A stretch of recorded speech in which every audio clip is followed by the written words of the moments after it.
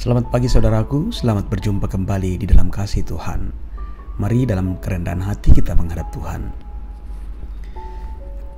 Ya Tuhan, terima kasih untuk anugerah-Mu yang terus menopang kehidupan kami. Di pagi hari ini, di dalam kerinduan yang sangat mendalam, kembali kami sangat rindu untuk mendengarkan firman-Mu. Karena itu ya Tuhan, berikanlah kami hati yang sungguh-sungguh terbuka di hadapan hadirat-Mu, sehingga firman-Mu boleh kami alami, boleh kami pahami dengan baik, dan dengan tuntunan Roh Kudus kami bisa melakukannya dalam kehidupan kami. Di dalam nama Tuhan Yesus kami berdoa. Amin. Yesaya 30 ayat 15. Sebab beginilah firman Tuhan Allah yang Maha Kudus, Allah Israel. Dengan bertobat dan tinggal diam, kamu akan diselamatkan. Dalam tinggal tenang dan percaya terletak kekuatanmu. Saudaraku, renungan pagi edisi 17 November 2020, berdiam dalam hadirat-Nya. Daud adalah salah satu tokoh dalam kesaksian di Alkitab yang merasakan bagaimana manfaat ketika tinggal diam dalam hadirat Tuhan. Sebelum dia melihat terobosan yang dikerjakan Allah dalam kehidupannya, pertama-tama Daud harus belajar untuk menahan emosinya, membatalkan strategi yang disusun menurut kemampuannya, menarik kembali pasukannya, dan berdiam dalam kemahnya. Sekalipun semua hal itu pastilah sangat tidak nyaman bagi kedagingan Daud. Berdiam diri dalam hadirat Tuhan memang kadang tidak mudah untuk dilakukan. Sebab itu, kita harus terus belajar dan melatih diri untuk dapat melakukannya seperti yang diinginkan oleh Tuhan. Saudara, dalam kitab Yesaya, kita diingatkan untuk tinggal diam. Tuhan tidak pernah menyuruh kita untuk tinggal diam dengan pasif dan bermalas-malasan. Ada maksud penting di balik perintah Tuhan untuk kita tinggal diam dalam hadirat-Nya. Yang pertama, Tuhan mengajar umat-Nya untuk bertobat dan tinggal diam. Penting sekali untuk memeriksa diri sendiri jika ingin membangun relasi yang baik dengan Tuhan. Dalam Mazmur 139 ayat 23-24 dikatakan, "Selidikilah aku ya Allah, dan kenalilah hatiku. Ujilah aku dan kenalilah pikiran-pikiranku. Lihatlah, apakah jalanku serong, dan tuntunlah aku di jalan yang kekal." Terobosan tidak akan pernah diterima apabila kita berada dalam posisi yang keliru.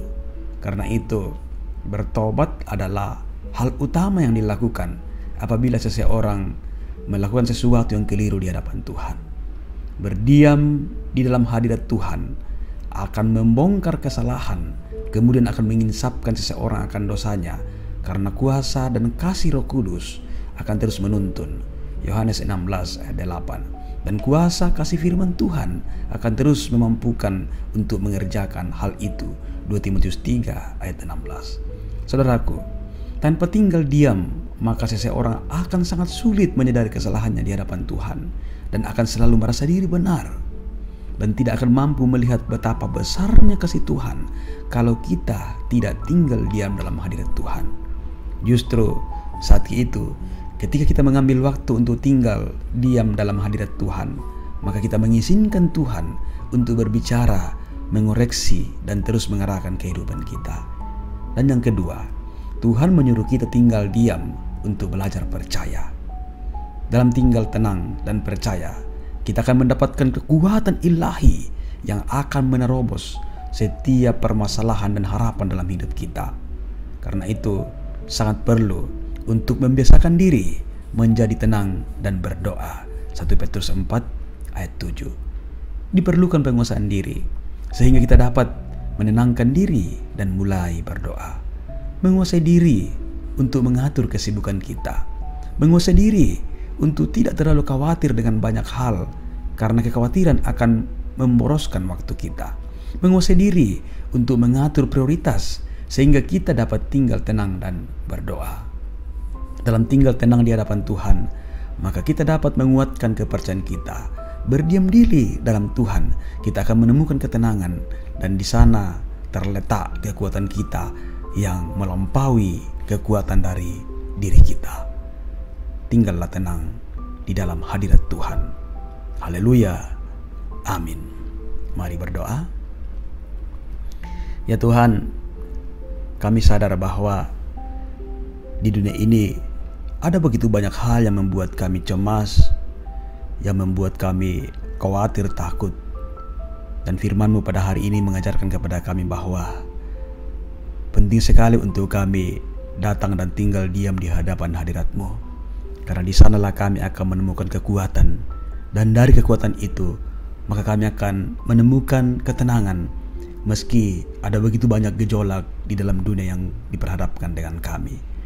Oh Tuhan, topanglah iman kami Tuhan. Kuatkanlah kami, supaya kami terus datang ke hadapan Tuhan dan tetap tinggal dalam hadirat Tuhan. Di dalam nama Tuhan Yesus kami datang berdoa kepada Bapa di sorga. Amin.